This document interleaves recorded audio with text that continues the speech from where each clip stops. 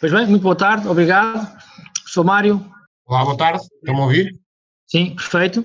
Pois bem, agradecer a todos, naturalmente agradecer ao professor Mário Santos, atualmente a desenvolver trabalho na Universidade da Madeira, há vários anos de resto, e também um entusiasta de todas as temáticas relacionadas com principalmente o tema que vai gerir nesta fase. Portanto, os meus agradecimentos, passava-lhe a palavra para uma última sessão de bom trabalho. Obrigado. Muito boa tarde a todos, muito boa tarde a todos, ao painel e a todas as pessoas que estão a assistir a este 15º Seminário de Desenvolvimento Motor da Criança. Quero agradecer também ao professor Rui Mendes a organização do mesmo e o convite para estar presente convosco. No final, poderão, tal como fizeram anteriormente, as pessoas, se quiserem, poderão pôr algumas questões no bate-papo e depois eu poderei moderar mediante o tempo que temos, que é sempre pouco quando estamos sob a égide do professor Rui Mendes. Queria também contextualizar a temática, o tema genérico de desenvolvimento em contexto e começar também a apresentar as 4. A primeira apresentação terá como tema os efeitos de um programa de adaptação ao meio aquático em modelo de parceria pedagógica na competência motora de crianças em idade pré-escolar, Catarina Iria.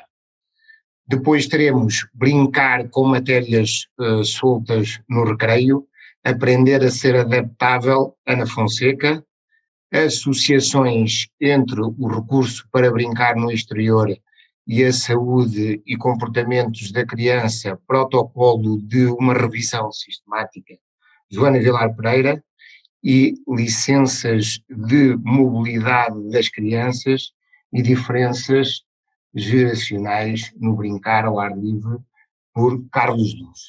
Pronto, sem mais demoras, então, iremos passar para a primeira apresentação.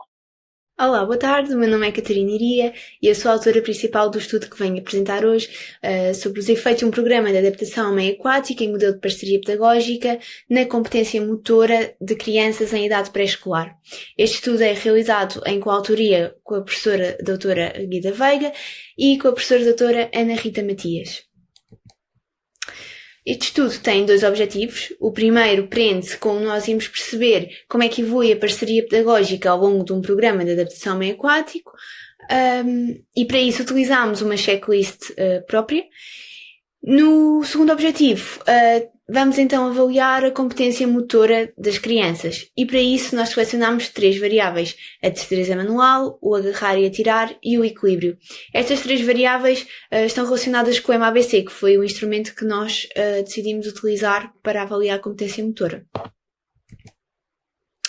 Relativamente à pertinência do estudo, nós estivemos no estudo com crianças em idade pré-escolar e definimos que as crianças em idade pré-escolar se situariam entre os 2 e os 6 anos.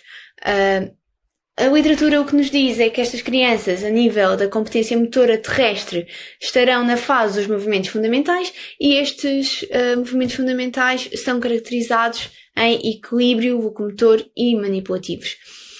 Relativamente à competência motora no meio aquático, a literatura também nos diz que estas crianças deverão estar na fase das habilidades motoras aquáticas básicas, que são elas equilíbrio, a propulsão, manipulação e respiração, e são as categorias. E sabemos à partida que existe uma ligação entre a competência motora no meio terrestre e a competência motora no meio aquático.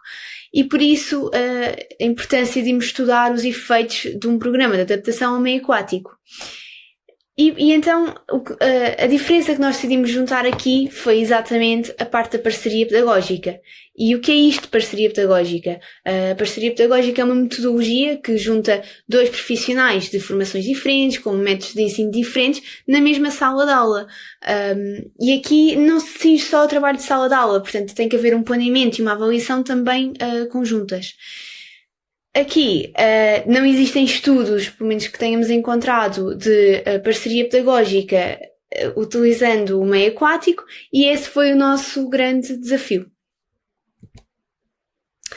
Relativamente ao estudo, então, temos 50 crianças, em que 20 são rapazes e 30 são raparigas, e elas foram divididas em 2 grupos, o grupo experimental e o grupo de controle. O grupo experimental e o grupo de controle têm ambos 25 elementos. Houve uma preocupação, como tínhamos crianças do meio rural e do meio urbano, houve uma preocupação em tentar que fosse homogéneo cada um destes grupos e o mais semelhante possível. Relativamente às idades, temos 4,48 de média de idades do grupo experimental e temos 4,20 média de idades do grupo de controle. Relativamente à metodologia, este é um mini cronograma do que aconteceu no estudo. Temos a cronologia do grupo experimental em cima e a cronologia do grupo de controle em baixo. O estudo desenrolou-se de setembro a fevereiro. Nós, em setembro, iniciámos o contacto com as escolas e com a Câmara, foram entregues os consentimentos informados e, em outubro, foram entregues os questionários sociodemográficos e foi feita a primeira avaliação do MABC, a avaliação pré-intervenção. No final do estudo, em fevereiro, foi realizada a avaliação pós-intervenção, também em ambos os grupos. Relativamente à parceria pedagógica, esta foi avaliada em 4 momentos diferentes, uma vez por mês, de novembro a fevereiro, e foi sempre feita durante as aulas do grupo experimental. O grupo de controle não teve estas aulas de setembro a fevereiro, teve posteriormente, já depois do estudo ter terminado. Relativamente aos resultados, foi feita uma comparação intergrupo e uma comparação intragrupo, e estes foram os resultados que nós obtivemos dessas comparações. E agora aqui um bocadinho mais a pormenor, relativamente ao intergrupo, houve realmente efeitos positivos e estatisticamente significativos ao nível do agarrar o saco, do total da categoria atirar e agarrar e do total da bateria. Para fazermos esta comparação, utilizámos o teste de Mann-Whitney. Relativamente ao intragrupo, nós utilizámos o teste do Wilcoxon e este demonstrou-nos efeitos positivos e estatisticamente significativos no delinear o percurso e no total da destreza manual. Ainda relativamente à competência motora e aos resultados, nós fomos um bocadinho mais a fundo porque aqueles foram os resultados estatisticamente significativos, mas o que é facto é que, embora não sejam estatisticamente significativos, nós tínhamos também efeitos positivos nas restantes variáveis. Então fomos um bocadinho mais a fundo e fomos perceber aqui relativamente à percentagem da mudança, e fizemos esta percentagem da mudança para todas as variáveis, para o grupo de controle e para o grupo experimental. Então nós fomos verificar que, relativamente a efeitos positivos da percentagem da mudança, nós temos praticamente todas as variáveis com esses efeitos, menos uma, que é o caminhar em pontas, que é uma variável que pertence ao grupo do equilíbrio, foi a única que não nos deu efeitos positivos. E então fomos um bocadinho mais a fundo e fomos fazer a magnitude de efeito, ou seja, pegámos no grupo experimental e na percentagem da mudança deste grupo, do grupo experimental, e fomos perceber, através da fórmula de Rosenthal, com o valor de R, perceber se tínhamos efeitos ou sem efeito, ou baixo efeito, ou efeito moderado, ou grande efeito. Então, sem efeito, tivemos o colocar moedas e o caminhar em pontas. Baixo efeito, tivemos o atirar o saco, o equilibrar-se sobre um pé e o total do equilíbrio. Moderado, tivemos todas as restantes tarefas, e grande efeito, tivemos o total da bateria. Relativamente aos resultados da parceria pedagógica, nós temos uma checklist que tem 3 subescalas. Uma subescala de itens de observar, uma subescala de itens de escutar e outra de itens que nós perguntamos aos profissionais como é que estão a fazer. Estas 3 subescalas somadas dão um valor total que depois é enquadrado nestas categorias que nós vemos aqui. Portanto, se tivermos uma pontuação no total de 0 a 29, temos ainda não existe uma parceria pedagógica. Se tivermos de 30 a 45, existe um início da parceria pedagógica. 46 a 52, parceria pedagógica em desenvolvimento. 53 a 59, parceria pedagógica eficiente. E a última de todas é de 60 a 66, que tem uma parceria pedagógica profissional. Ora, estes foram os nossos resultados, portanto temos as 3 subescalas e temos a soma, que é o total final, e nós podemos ver que num primeiro momento ainda não existia a parceria pedagógica, portanto temos os 28,75, que é enquadrado ali res-ves naquela categoria. Num segundo momento temos um início de parceria pedagógica. No terceiro momento, continuamos com o início de parceria pedagógica com um aumento ligeiro de pontuação. E no quarto momento, existe uma parceria pedagógica em desenvolvimento, que foi o último momento onde nós acabamos, portanto não conseguimos atingir os 2 níveis mais altos. Relativamente às conclusões. Então, nós vimos que durante o programa houve efeitos positivos na competência motora, mas com especial enfoque na destreza manual e no atirar-agarrar. Foram as 2 variáveis que tiveram mais efeitos positivos. Relativamente ao equilíbrio, esta foi a variável mais difícil, ou seja, foi aquela que nós vimos que não havia assim tantos efeitos positivos. Efetivamente eles existem em algumas das tarefas do MABC, mas não é muito expansivo os resultados positivos. E aqui pode estar relacionado com algumas questões que a literatura refere. Nós tínhamos uma piscina muito profunda e a literatura o que nos diz é que se calhar se as crianças estiverem em pé, existe uma considerável melhoria na parte do equilíbrio. Relativamente à parceria pedagógica, nós acabámos com uma parceria pedagógica em desenvolvimento e o que a literatura nos diz é que uma parceria pedagógica de qualidade normalmente demora entre 6 a 2 anos, dependente dos profissionais que estão envolvidos.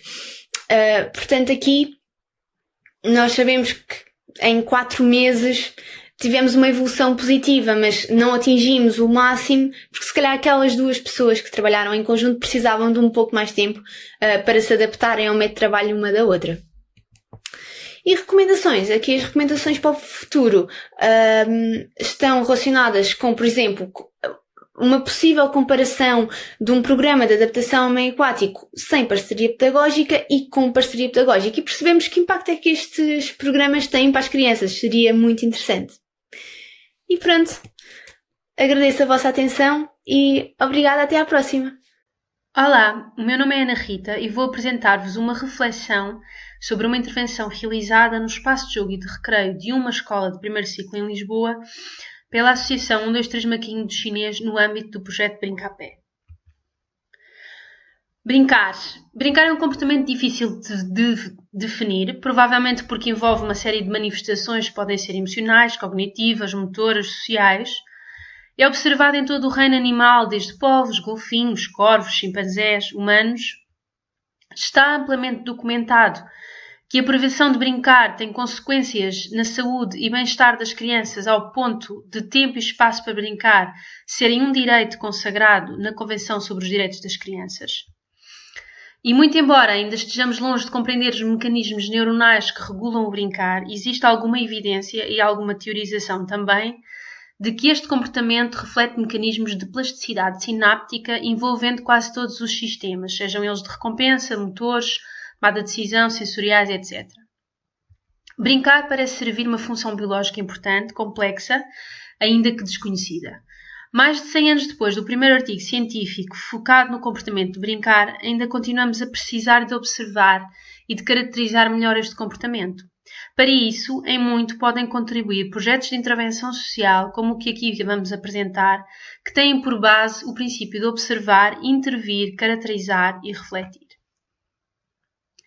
O enquadramento da nossa intervenção define a criação de contextos para brincar, em que a criança tem acesso às mais variadas opções de interação com o ambiente e consigo própria. Mais concretamente, e citando o investigador Stuart Lester, o nosso objetivo é providenciar um ambiente para brincar em que as crianças possam rir e chorar, explorar e experimentar, criar e destruir, onde se possam sentir concretizadas, excitadas, em êxtase, onde possam sentir aborrecimento, frustração e às vezes até se magoem, onde possam encontrar ajuda, apoio e encorajamento por outros quando assim o peçam, onde possam crescer para serem independentes e autoconfiantes, onde possam aprender no sentido mais abrangente possível sobre si próprias, sobre os outros e sobre o mundo. Seguindo este enquadramento, parece-nos que a grande maioria dos espaços de jogo e de recreio em contexto escolar não tem as características necessárias para satisfazer estes critérios. Estes espaços não satisfazem as necessidades que as crianças têm de ter contacto com novidade, imprevisibilidade, flexibilidade e risco. A metodologia que nós utilizamos foi, nós fizemos intervenção numa escola de primeiro ciclo, frequentada por 160 crianças no centro de Lisboa. Definimos uma área do espaço de jogo e de recreio da escola onde essa intervenção foi feita.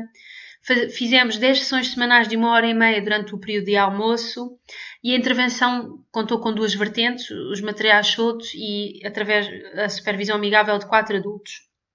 Aqui, só a título de exemplo, está a planta do espaço de jogo e de recreio da escola e nós escolhemos uma área muito específica para fazer a intervenção. Os materiais soltos são materiais que não têm valor para o adulto, podem ser caixas de cartão, cordas, mas também podem ser objetos inusitados como coletes salva-vidas. E estes objetos podem ser usados de várias formas, para construir, para destruir, para cortar, para unir, o que aumenta muito o seu potencial, uma vez que a criança vai usá-los consoante a sua própria necessidade em cada momento.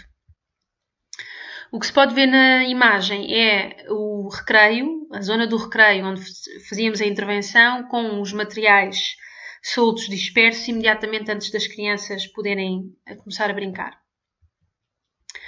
A supervisão amigável é feita por playworkers, que são adultos treinados para criar condições para que a criança possa escolher livremente entre vários tipos de brincar, para que a criança possa sentir-se apoiada na manutenção e amplificação das suas brincadeiras, para realizar pequenas tarefas a pedido da criança.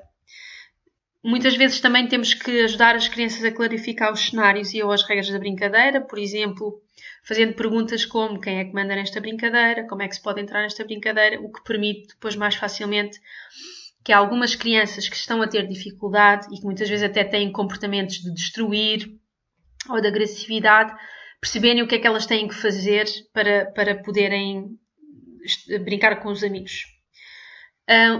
Muito importante, tentamos fazer observação sem julgar o comportamento das crianças, ou seja, tentamos não classificar aquele comportamento como agressivo ou mau, mas tentando perceber o que é que a criança está à procura e o que é que ela necessita. Refletimos sobre o nosso próprio comportamento e sobre o comportamento das crianças, por forma a nós, enquanto adultos, encontrarmos várias possibilidades de ação e não insistirmos em dar sempre à criança a mesma resposta, o que também é uma forma de introduzir imprevisibilidade, flexibilidade, novidade. O que vou falar a seguir no fundo, é uma sistematização das observações que nós fizemos e que resultaram dos processos que fazemos pós cada sessão, em que tentamos perceber como é que foram as dinâmicas do recreio, que alterações é que nós observamos, que tipo de comportamento. Identificámos de uma maneira qualitativa, digamos assim, ao longo das 10 sessões, 4 fases. Uma primeira fase de muita exploração e acumulação e combinação de materiais, que nos fez perceber ou que nos fez observar novos usos e novas combinações entre esses materiais. Uma segunda fase de procura e seleção de materiais necessários para as construções, ou seja, as crianças muitas vezes chegavam ao recreio já com uma ideia muito definida daquilo que queriam brincar e recolhiam imediatamente esses materiais e às vezes tinham que negociar, mas depois levavam-nos para um sítio para começarem a construir as suas brincadeiras, o que nos fez ver novos cenários de brincadeira de forma consistente. Na terceira fase, observámos uma diminuição dos conflitos, ou seja, cada vez menos as crianças pediam a nossa ajuda para intervir, para resolver trocas, para resolver questões de diferenças nas brincadeiras. E também observámos o aumento do tempo de envolvimento da brincadeira, ou seja, cada grupo era mais consistente ou permanecia a brincar durante mais tempo, pedindo cada vez menos a nossa intervenção. Muitas vezes nesses grupos havia crianças de várias idades, desde o 1º ao 4º ano, o que, tendo em conta a organização dos recreios normalmente e até mesmo a questão da organização por turma, não é assim tão frequente ver no recreio sem intervenção. No fundo, a paisagem observada era vários cenários de brincadeira construídos por grupos que eram independentes e que normalmente não estabeleciam muitas relações entre si. Numa quarta e última fase, nós observávamos que as crianças chegavam ao recreio, rapidamente se auto-organizavam em pequenos grupos, eram poucas as crianças que não se envolviam logo em alguma brincadeira ou em algum grupo ou com algum material. Observámos muito a atribuição de papéis e o estabelecimento de hierarquias. Havia alguém que ficava a guardar os materiais, havia alguém que ficava com o papel de acumular materiais, havia outra pessoa que fazia as trocas, havia outra criança que ficava responsável por organizar os materiais. E também vimos muitas vezes este processo de destruição e reconstrução das brincadeiras, às vezes com grupos diferentes, às vezes em locais diferentes, o que é muito interessante porque também nos dá uma ideia que as crianças, de certa maneira, começam a saber gerir melhor a sua frustração, começam a tornar-se mais adaptáveis e a conseguir, por exemplo, mudar de grupos e a serem mais flexíveis nas escolhas que estão a fazer. No geral, o que nós começámos a perceber era que diferentes grupos de crianças criavam diferentes cenários de brincadeira, mas estes grupos estavam em relação uns com os outros, muitas vezes até introduziam a moeda, ou sejam as rolhas de cortiça, para trocar por materiais como pneus, que eram considerados muito valiosos por maior parte das crianças. E, portanto, há aqui uma certa organização que se tornou, ao longo do tempo, mais transparente para nós adultos e que nós também reconhecemos dos nossos sistemas de organização sociais. Nós entendemos que a supervisão amigável promoveu a livre escolha das brincadeiras, imprevisibilidade, novidade e risco. Os materiais potenciaram a flexibilidade, o controle e a transformação do ambiente. E que, de certa maneira, a supervisão amigável e os materiais soltos criaram um ambiente promotor de imprevisibilidade, novidade, flexibilidade e risco, que as crianças foram sendo capazes de gerir sem a intervenção do adulto. Seja para lidar melhor com a frustração, seja porque eram capazes de negociar melhor os materiais, seja porque conseguiam mediar os conflitos, muitas vezes, que aconteciam entre os diferentes grupos. Portanto, o que nós fomos sentindo é que o ambiente se foi tornando mais rico, mais complexo, mas ao mesmo tempo mais equilibrado. Queríamos agradecer à Escola EB1 Raulino, Lisboa, onde fizemos a intervenção. Este projeto é um projeto, esta intervenção foi desenvolvida no âmbito do projeto Brincapé, que é uma parceria com a Associação para a Promoção de Segurança Infantil e que é financiado pela Câmara Municipal de Lisboa. Obrigada. O meu nome é Joana Vilar Pereira, sou bolseira da Universidade de Lisboa e doutoranda da FMH, pertenço ao Laboratório de Comportamento Motor, e vou apresentar-vos um trabalho elaborado conjuntamente com os professores Guida Veiga, Frederico Lopes e Rita Cordeville, intitulado Associações entre os recursos para brincar no exterior e a saúde e o comportamento das crianças, um protocolo de uma revisão sistemática. A promoção do desenvolvimento saudável das crianças está muitas vezes associada ao planeamento de atividades e tarefas muito bem definidas e estruturadas, a maior parte das vezes orientadas por um adulto. Contudo, não passa só por aí, e quando se dá oportunidades às crianças de brincarem livremente, de usufruírem desse direito, elas podem escolher explorar o ambiente da forma que mais lhes faz sentido e que mais as apraz. Brincar permite-lhes desenvolver uma série de capacidades aos mais diversos níveis e importa que o ambiente onde elas brinquem seja suficientemente seguro, rico, flexível e imprevisível para promover essa saúde. Cabe-nos então perceber de que forma é que podemos otimizar esse ambiente e um dos constrangimentos passíveis de ser estudado são as características físicas do espaço. Assim, o objetivo desta revisão sistemática, cujo protocolo vos apresento, é sintetizar as evidências acerca das associações entre comportamento e saúde das crianças e os recursos do espaço de brincar no exterior, ao nível dos equipamentos, materiais, elementos naturais, etc. Este protocolo foi registado na plataforma Próspero, que é uma plataforma online de registro de revisões sistemáticas, e também foi elaborado de acordo com as normas da PRISMA-P. PRISMA significa Preferred Reporting Items for Systematic Reviews and Meta-Analysis, e a parte do P são as diretrizes para a execução dos protocolos. Passo agora a dizer-vos quais foram os critérios de inclusão dos artigos para a revisão sistemática, que vão de acordo com o sistema, que é o sistema PICOS. P é de população, o I de intervenção, C de comparação, O de outcome, resultados, e S de study design. População. Serão incluídos estudos com crianças entre os 5 e os 12 anos com um desenvolvimento dito típico. Estudos exclusivamente com crianças com alguma perturbação ou problema do desenvolvimento serão excluídos. Intervenção. Então, intervenção no sentido de exposição a alguma coisa, não necessariamente de tratamento. Serão incluídas intervenções que tenham causado variabilidade em pelo menos um dos seguintes elementos que eu vou enunciar. Variabilidade no sentido de presença, ausência, ou disposição, ou quantidade, nomeadamente, primeiro, equipamentos e estruturas, mas também elementos naturais, materiais soltos ou partes soltas, outro tipo de recursos como água, areia, quantidade de espaço disponível, se é uma área muito grande, se é uma área pequena, e outras características, por exemplo, a inclinação do terreno ou o tipo de chão, pronto. Excluir-se-ão atividades estruturadas, em que não seja brincar livre, e também se excluem atividades guiadas por adultos ou qualquer tipo de atividade letiva. Comparação. Serão aceitos estudos que tenham comparação entre o período pré e o pós-intervenção, ou então também estudos que tenham comparações entre grupos, por exemplo, o grupo experimental, o grupo de controle.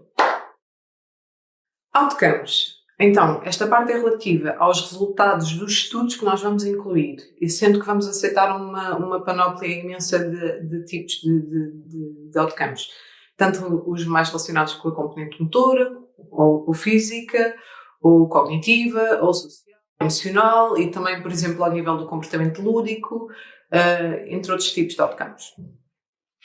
Desenho dos estudos a incluir. Iremos aceitar praticamente todos os tipos de desenhos dos estudos, tanto ao nível mais experimental, RCTs ou não randomizados também, estudos observacionais, tanto os case control como report, e também estudos descritivos e todo o tipo de estudos longitudinais. Para além destas questões do PICOS, as 5 letras, importa referir os contextos que vão ser considerados para as intervenções. Só vamos aceitar intervenções que tenham ocorrido no contexto exterior, ao ar livre, ou tanto em recreios escolares, como espaços de jogo e recreio, ou ditos parques infantis da comunidade, ou, por exemplo, em ruas, ou brincadeiras no campo, na natureza. Excluem-se estudos que decorram em espaços interiores e também em contexto familiar ou habitacional. Quanto à estratégia de pesquisa, as bases de dados são a PubMed, a Medline, a Web of Science, a ERIC, a Scopus e a PsycInfo. E os termos de pesquisa são relativos, por um lado, à população e ao contexto que se quer estudar, e também às características do espaço e aos outcomes. Também serão alvo de buscas as bibliografias dos artigos selecionados, as referências, e não serão incluídos artigos que não estejam escritos na língua inglesa, e não há restrições relativamente à data de publicação. Etapa seguinte, seleção. Então, a seleção dos estudos acontece depois de serem sido identificados aqueles todos das bases de dados todas, faz-se o bolo deles ir para um software, que neste caso vai ser o EndNote, e a primeira tarefa é a remoção dos duplicados, que é mais ou menos automática. Depois disso, o que se vai fazer é 2 pessoas, 2 investigadores independentes, irão fazer a triagem de todos esses artigos, tendo em conta os critérios que eu vos defini anteriormente do PICOS. Primeiramente, os títulos, Depois de todos os títulos triados, pega-se nos que foram selecionados só e lê-se os resumos inteiros. Depois de selecionados os que são incluídos, ainda se vai fazer novamente a mesma triagem dos textos completos, até termos cada vez menos artigos. No final, e se houver alguma falta de consenso, um terceiro investigador irá desempatar. Agora vamos retirar a informação toda que queremos dos artigos que foram selecionados. Qual? O país onde foi realizado o estudo, os autores, o ano, mas também o tamanho da amostra, características da população, que tipo de comparador, o design do estudo. Mas depois, relativamente aos dados mais específicos ao nível da intervenção, retiraremos quais foram as características da intervenção, a duração, a frequência, qual foi o outcome medido, que tipo de instrumentos é que foram utilizados, e também podemos, por exemplo, fazer uma extração do tipo de orientação teórica que cada artigo teve. Ainda não acabou. Depois dessa etapa, tem-se fazer a avaliação da qualidade dos estudos, ou do risco de viés, de enviesamento. Então, para fazer essa avaliação da qualidade metodológica, são utilizadas ferramentas, basicamente para os artigos qualitativos, é um tipo de instrumentação que é diferente dos artigos quantitativos. Finalmente, a síntese dos resultados obtidos, que basicamente é uma compilação de tudo aquilo que foi extraído, e se os dados forem suficientemente homogéneos, poder-se-á fazer uma meta-análise da parte dos estudos quantitativos, se não, faremos apenas uma síntese narrativa. Conclusão. Este protocolo foi o primeiro passo da revisão sistemática que estamos a realizar, que realmente achamos que vai ter um impacto importante, uma vez que as revisões anteriormente já publicadas, que consideram, por exemplo, uma característica do espaço, tanto público como escolar, associada a algum componente da saúde das crianças, não tinham em consideração um momento de brincar livre dessas crianças, no exterior. E, por outro lado, as revisões sistemáticas mais relacionadas com o brincar não contemplavam especificamente características do espaço, todas estas características do espaço exterior.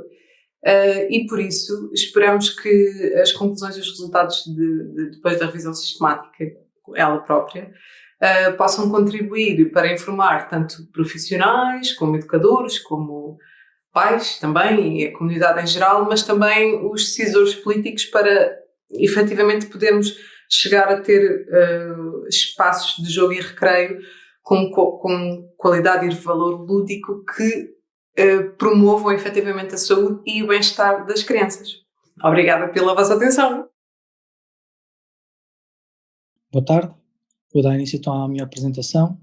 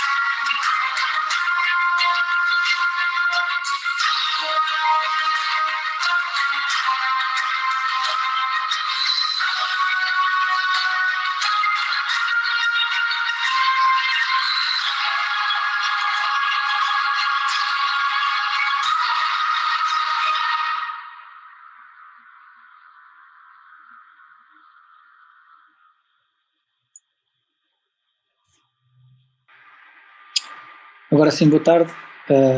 Primeiro começo por congratular a organização deste seminário.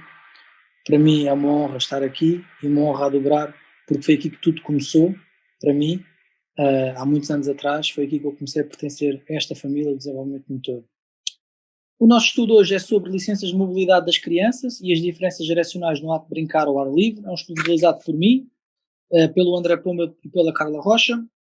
Sabemos que brincar é uma oportunidade de escapar à realidade, de exploração de novos caminhos. Permite o quê? Permite dominar novas competências e aperfeiçoar também competências já adquiridas anteriormente, sem ter o receio de falhar tão inerente ao mundo dos adultos. e sabemos também que brincar tem uma associação positiva com a atividade física. No entanto, e apesar de os pais acreditarem da importância do brincar, são diariamente invadidos com notícias de acontecimentos trágicos envolvendo crianças. Estas notícias têm só um revés, porque potenciam uma cultura de aversão ao risco, influenciando assim as oportunidades das crianças de brincar no exterior e de correr riscos nessa mesma brincadeira. Assim, os nossos objetivos passavam por perceber se existiam diferenças geracionais nas brincadeiras, entre pais ou mães versus os filhos, perceber se os adultos, mães versus pais, diferenciam na idade em que pensam conceder as diferentes licenças de mobilidade às crianças, e perceber ainda se existem diferenças nessas mesmas licenças entre rapazes e raparigas. Para isso utilizámos 38 adultos masculinos, 107 adultos femininos, 70 crianças masculinas e 75 crianças do sexo feminino. Utilizámos o questionário pertencente ao Moving and Learning Outside e utilizámos apenas duas das suas questões, a 2, que permitia-nos perceber a experiência pessoal do pai quando andava no jardim de infância, ou seja, versus a sua criança, em diferentes locais, como no parque local, na natureza, perto de casa, no interior da escola, entre outros, e depois perceber também com que idade é que os pais pensavam dar estas autonomias, estas licenças, para que os filhos pudessem, por exemplo, atravessar as estradas principais, brincar na rua, ir a pé para a escola, entre outras questões. Assim, os nossos principais resultados parecem indicar que as crianças atualmente passam mais tempo a brincar com supervisão adulta, como vocês conseguem perceber ali no gráfico. As crianças passam mais tempo atualmente a brincar no interior da escola e no parque infantil. E quem sabe, quem está dentro dos parques infantis e quem vai regularmente aos parques infantis, sabe que os pais estão sempre muito perto e na presença dos seus filhos. Outro resultado, os pais antigamente pareciam que tinham mais liberdade e maior liberdade de escolha do local de brincadeira, visto que brincavam mais tempo em diversos locais, como jardim, casa do amigo, perto de casa e na natureza. E aqui parece que existe uma tendência para que haja uma menor supervisão adulta na brincadeira das crianças. Por fim, se nós olharmos bem, o brincar perto de casa foi onde se verificou a maior diferença. Isto leva-nos para aquela corrente que nos indica claramente que as crianças passam cada vez menos tempo a brincar na rua com os seus pares. Isto é preocupante, este resultado parece confirmar isso também. Mas temos mais resultados. Parece que também o sexo das crianças não influencia atualmente as licenças de independência de mobilidade. Os pais condicionam tanto o sexo masculino como o sexo feminino nestas licenças. E parece que não há diferenças entre pais, ou seja, entre mães e pais, no que toca a permitir essas diferenças. Ou seja, só apenas na atravessar as estradas principais é que as mães permitem os seus filhos mais tarde. Parece também que estes resultados estão em concordância com estudos anteriores portugueses, sendo ligeiramente inferiores à Grécia e ligeiramente superiores a países do norte da Europa, como a Estónia e a Noruega. Posto isto, a nossa principal conclusão deste estudo é que é necessário sensibilizar os pais para os efeitos nefastos de uma superproteção. E temos que mudar o nosso discurso, temos que potenciar, ou temos que dar mais ênfase, temos que trabalhar melhor com a comunicação social, porque fala-se pouco deste tipo de notícias. Este tipo de notícias passa muito despercebido dos pais e é importante, para que algo mude na nossa sociedade, é importante dizer, por exemplo, Portugal saiu agora este ano, é o país mais seguro da União Europeia e o terceiro país mais seguro do mundo, segundo o índice do Global Peace. Portanto, é importante transmitir novas e diferentes informações aos pais e não estar constantemente a bombardeá-los com notícias trágicas. Só assim, penso eu, esta poderá ser uma das maneiras de influenciar positivamente esta cultura da hiperproteção que os pais atualmente fazem às crianças. Pronto, e é só isto. Muito obrigado pela vossa participação, neste caso por me ouvirem, e espero algumas perguntas se assim o entenderem. Muito obrigado. Ok, terminadas as apresentações, agradeço a todos os intervenientes a clareza como o fizeram e a forma brilhante também que o fizeram, e também por serem apresentações que estão perfeitamente dentro daquilo que é o nosso pensamento relativamente ao brincar. Eu tenho aqui algumas questões que iniciaria já. De Maria João Lagoa para a Catarina Iria, que é parceria pedagógica, é a partilha de métodos, como é que avaliaram a parceria pedagógica e também pergunta se percebeu que é uma observação ou se tem alguma escala. Pronto, há aqui várias questões na mesma questão, gostaria que a Catarina partisse já para a própria resposta. Então, a parceria pedagógica é uma metodologia de ensino em que na mesma aula estão dois profissionais de formações diferentes. Eu vou dar o exemplo. Neste estudo tínhamos uma professora de natação e tínhamos uma psicometricista, as duas dentro d'água e a trabalhar diretamente com as crianças. Elas estavam a partilhar tanto o espaço físico como o espaço temporal da aula, mas também tinham a responsabilidade de planear as aulas em conjunto e de fazer as avaliações em conjunto. No fundo, aqui o que acontece é, temos um professor que tem uma visão um bocadinho mais abrangente de o que é que as crianças com aquela faixa etária conseguem fazer, mas depois temos a visão mais individual da psicometricista que vai perceber, ok, aquela criança se calhar tem mais dificuldades aqui e vai até lá. Esta foi a base para este estudo, mas a parceria pedagógica por si só pode ser feita com vários profissionais, não é necessário ser com uma psicometricista especificamente. E até é muito utilizado com professores de educação especial. Por exemplo, no ensino regular, temos na mesma sala de aula um professor do ensino regular e um professor do ensino especial. Relativamente à escala que nós utilizamos Co-Teaching Core Competence Observation Checklist, mas eu vou deixar a referência se calhar no bate-papo, que é mais fácil para quem tiver curiosidade. Nós pedimos autorização aos autores deste instrumento para o poder traduzir para português e poder ser utilizado, mas ainda não está feita a validação e quem sabe possa ser feita no futuro. Obrigada pela resposta. Se me colocasse então a escala, estou interessada, muito obrigada. Sim, está bem. Eu vou pôr a referência no bate-papo. Obrigada e parabéns. Obrigada. Temos uma segunda questão da Ana Maria Correia Oliveira para a Anabela Fonseca. Qual é a primeira reação das crianças perante os materiais apresentados, que são muito diferentes do que elas estão habituadas? Olá, o que normalmente acontece, e aqui vou dizer também da nossa experiência que não é só nos recreios, mas no espaço público, e também quero acrescentar que o público da nossa escola era um público diversificado, ou seja, nós tínhamos crianças da etnia romani, tínhamos crianças de descendência afro-luso-africana, tínhamos crianças, portanto são escolas diversas e eu acho que isto é importante dizer. O que acontece normalmente é as crianças na primeira sessão olham para nós como, então mas o que é para fazer? Qual é que é o projeto? Qual é que é a atividade? E nós dizemos, é o que tu quiseres, estes materiais são para brincar e tu aqui decides o que queres fazer. E depois há um primeiro momento é sempre muito lento, mas depois rapidamente se torna uma grande loucura e começa a haver a acumulação dos materiais e rapidamente as crianças deixam de fazer essa pergunta. Eu agradeço-lhe imenso, era só para comparar com uma experiência também que eu tive com os alunos da minha turma, que foi isso precisamente que aconteceu num primeiro momento, embora seja um projeto diferente, mas houve uma criança que me perguntou brincar como? Quando dissemos vão brincar, portanto num espaço exterior, brincar como, e portanto eu estou-me a identificar totalmente com aquilo que está a dizer. Muito obrigada e parabéns. Ok, muito obrigado. Eu não tenho mais questões, agradecia que quem quisesse colocar mais questões que o fizesse o mais rapidamente possível para continuarmos e terminarmos este painel. Pode ser já a Joana que tentou introduzir primeiro e depois a Mariana.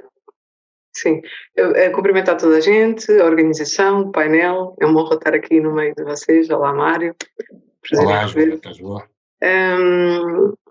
Ana Rita, a minha questão é para ti.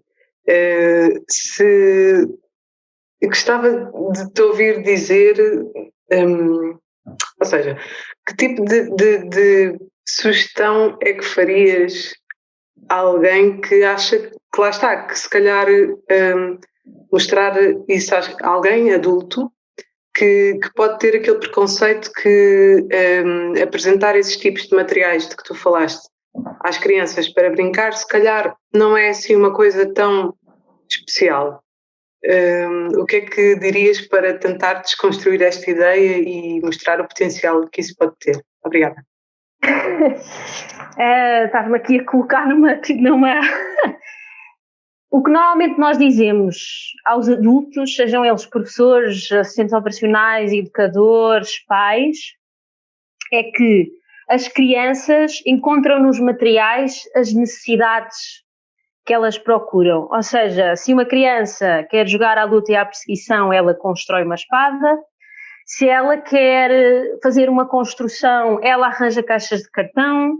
E aquilo que acontece quando nós permitimos à criança realmente ela escolher a que é que ela quer brincar, com quem é que ela quer brincar, com que materiais é que ela quer brincar, onde e como, é uma riqueza incrível. Muitas vezes os professores dizem-nos, aquela criança é tão difícil dentro da sala de aula, e depois aquilo que nós vemos no recreio é uma criança que é capaz de recolher rapidamente o material, é capaz de liderar as outras crianças, é capaz de se autorregular. Portanto, a dinâmica, aquilo que nós falamos sempre aos adultos é observem realmente as crianças a brincar e vão perceber que há estrutura, e vão perceber que é organizado, e vão perceber que é complexo, e vão perceber que para nós adultos há muitas coisas ali que são tão ou mais ricas do que as vivências que nós temos nas nossas conversas, nos nossos sistemas políticos, na maneira como vemos o ambiente, está tudo ali.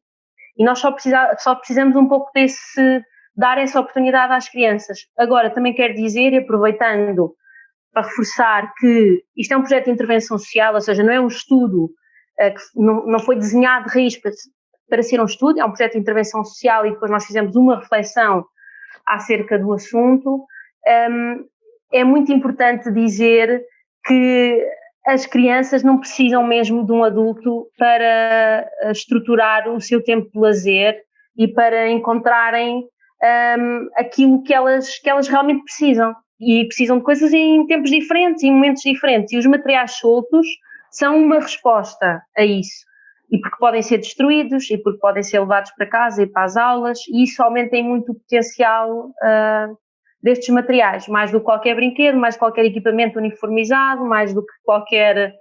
é o que mais potencial tem, dentro da nossa opinião. É claro que, novamente, isto não foi um estudo sistematizado, com métricas muito definidas, resultou das nossas reflexões, que podem ser consideradas enviesadas, embora que existe muita literatura que mostra que aquilo que nós observamos e que encontramos é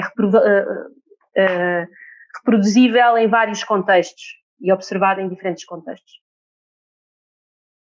Obrigado, Ana Rita. Tenho aqui mais uma questão, a questão da Mariana Moreira, para a Joana Pereira. Não sei se a Mariana quer pôr a questão ou coloco eu. Não posso dizer, portanto, eu queria perguntar à Joana, queria um bocadinho que a Joana falasse um bocadinho sobre a experiência dela, porque realmente fazer uma revisão sistemática, embora seja um processo fundamental para a investigação, acaba por ser um processo bastante exaustivo, não é? Eu queria só pedir à Joana para partilhar um bocadinho da experiência, o que é que ela sentiu neste processo. Acho que é importante para futuros investigadores que também queiram passar pelo mesmo. Obrigado, Mariana. Sim, obrigada pela questão, Mariana. Então, é exaustivo, sim, e é suposto que seja exaustivo mesmo, não é? É um trabalho que vive do detalhe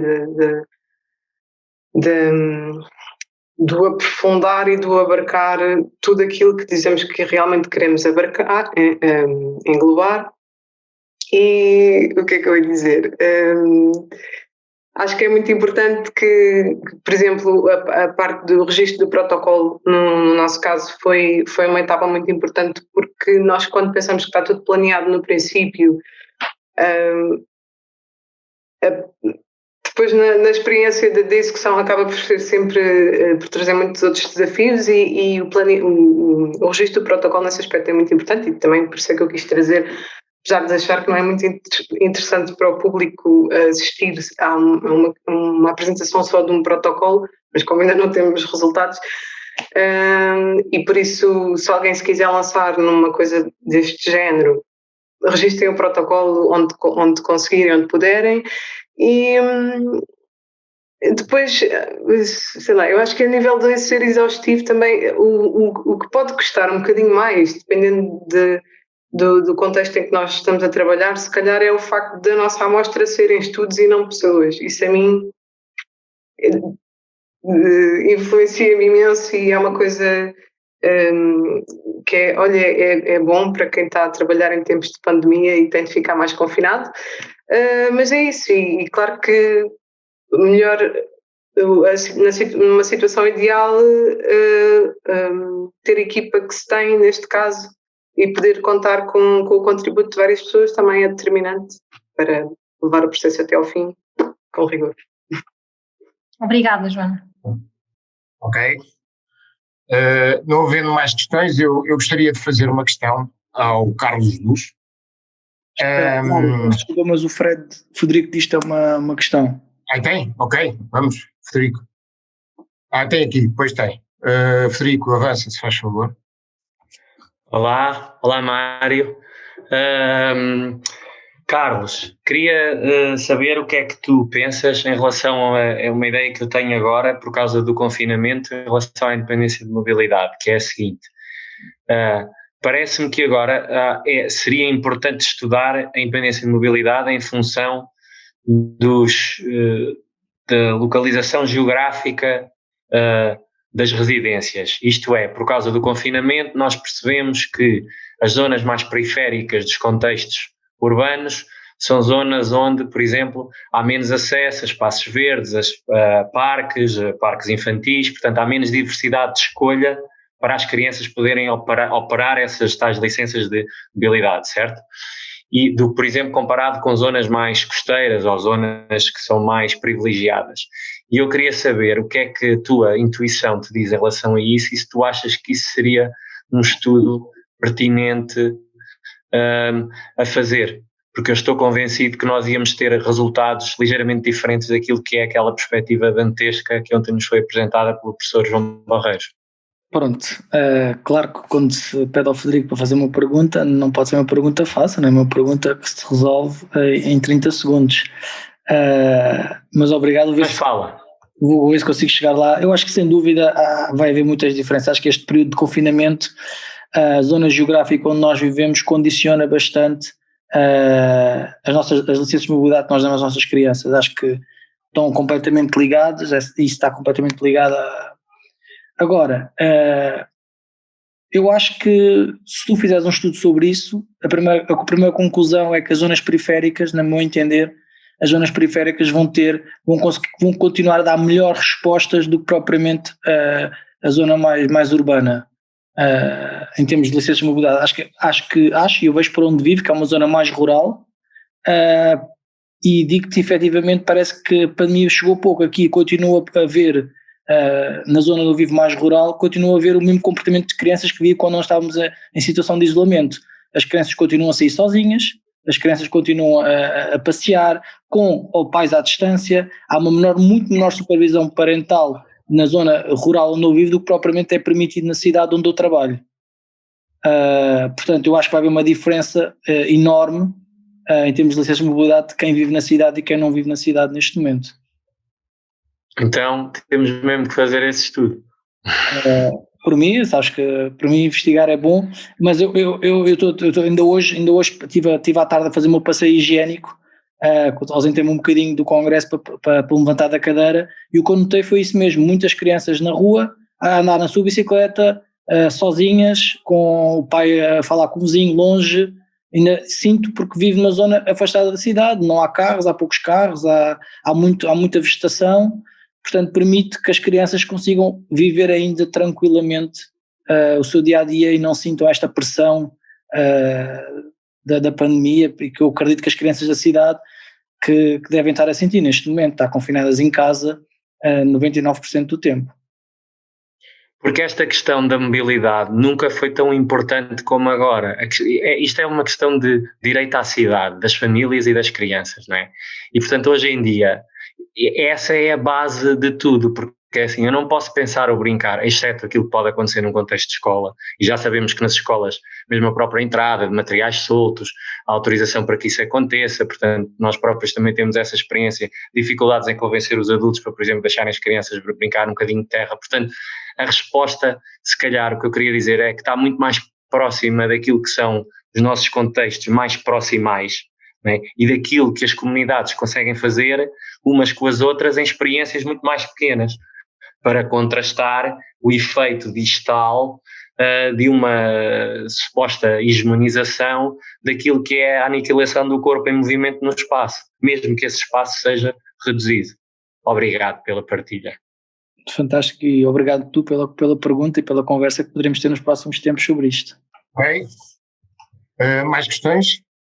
Peço desculpa, não havendo mais questões, nós passaríamos a agradecer naturalmente a todos pelo cumprimento do tempo. Muito obrigado, vamos fazer aqui um intervalo de, 4, 5 minutos, depois eu passarei a palavra ao professor Luís Paulo Rodrigues e naturalmente aos nossos convidados, o professor Eduardo Sá, o professor Carlos Neto e a doutora Beatriz Pereira, perdão.